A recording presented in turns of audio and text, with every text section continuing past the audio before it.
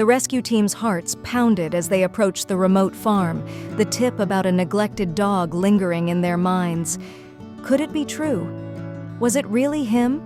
Beike, the dog they had once saved, the dog they thought had found a loving home?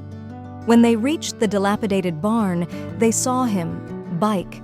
The dog they remembered, vibrant and joyful, was now a shadow of himself, trembling under a rusty machine, his fur matted and dirty, his once bright eyes filled with terror.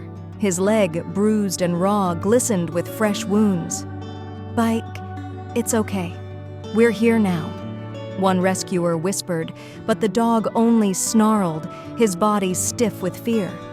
They knew this dog, the one who had once wagged his tail with joy. But this dog was different. His spirit had been broken. They spoke softly, trying to coax him out. He was too scared. No matter how gentle they were, Beike stayed hidden, trembling with distrust. What had happened to him? What kind of cruelty could turn a happy dog into this? After what felt like hours, they managed to pull him out. His leash was heavy, cutting into his skin. "He's fine under the machine," the man, his owner, said dismissively when confronted. Fine? The rescuers couldn't believe their ears. Beike wasn't fine. He was terrified, wounded, and betrayed.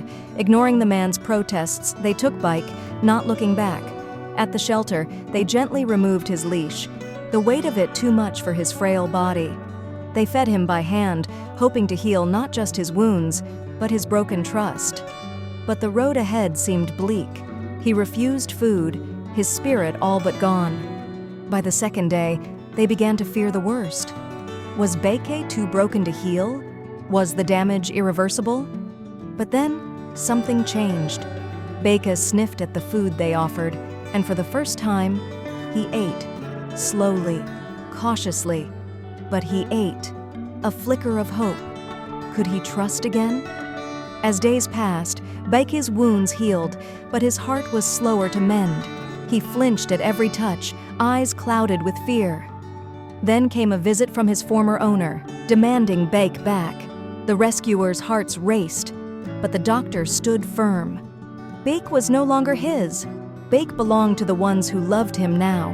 And slowly, day by day, Beike began to heal. His wounds closed, his fur grew back, and his tail, once stiff, began to wag again. By the time he left the hospital, Beike was a different dog. If you liked the video, put like and subscribe to the channel, where you will find a lot of interesting things.